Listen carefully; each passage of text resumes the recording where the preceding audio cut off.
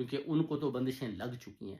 آپ والدہ میں نے چیک کر لیا، دیکھ لیا، آپ نورانی ہیں، آپ جو ہے نا پڑھائی سے بھی کرتے ہیں اور آپ کے اوپر بڑے بڑے وار ہوئے ہیں، مگر مینٹلی آپ سٹیبل ہیں. آپ سب کچھ دیکھ سکتے ہیں، فیل کر سکتے ہیں. آپ کو پتہ چل چکا ہے کہ آپ کے اوپر کالے جادو کے وار ہو رہے ہیں، اور آپ کو یہ آپ کی چھٹی سینس جو ہے نا یہ آپ کو بتا رہی ہے، اور آپ نے اپنی فیملی کو پروٹیکٹ بھی کر رہے ہیں. مگر ان کو اس بات کی سمجھ نہیں آ رہی کہ ہماری والدہ ہمارے لیے کتنی پریشان ہے اور ہمیں پوری فیملی کو کتنی پروٹیکشن دے رہی ہے. تو یہ جب چیزیں اس طرح کی ان کو بتائی جاتی ہیں تو پھر ان کو حوصلہ ہو جاتا ہے کہ ٹھیک ہے جی، شاہ صاحب ہمیں ان پرابلموں سے باہر نکالیں. ہم چاہتے ہیں کہ کسی طریقے سے بھی ان پرابلموں سے باہر نکلیں اور ہمارا چھٹکارا اور ہمارا صحت یاب ہوں، شفا یاب ہوں.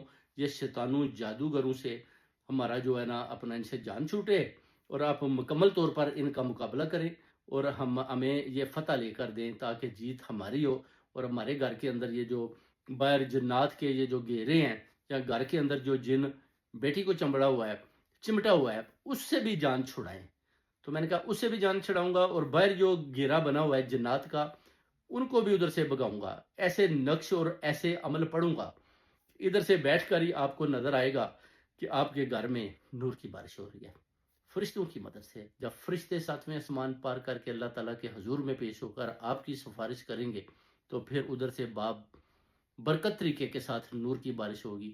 اور نور کی بارش جس گھر میں ہوتی ہے ادھر جناتی عمل فوراً سے پہلے ختم ہو جاتے ہیں، اور جو اثر تھا جنات کا یا شیطانی عمل کا، جو جڑیں تھیں، وہ کالے بکرے دے کر اسی وقت میں نے کہا انشاءاللہ ختم کر دیں گے. مگر یاد رکھیں کہ اثر جو ہے وہ آہستہ آہستہ جاتا ہے، ایک دم ختم نہیں ہوتا، تھوڑا ٹائم لگتا ہے. اس لیے ہمیشہ جو بھی پودا ہے اگر آپ اس کو پانی ڈالتے ہیں تو وہ آہستہ آہستہ بڑا ہوتا ہے. جب بڑا ہوتا ہے تو پھر اس کے اوپر پھول لگتے ہیں، پھر آپ خوش ہوتے ہیں کہ ہاں جی میں نے محنت کی، اور محنت میں اتنے پیارے پیارے فلاورز، ڈیفرنٹ کلر کے پھول باہر نکلے ہیں.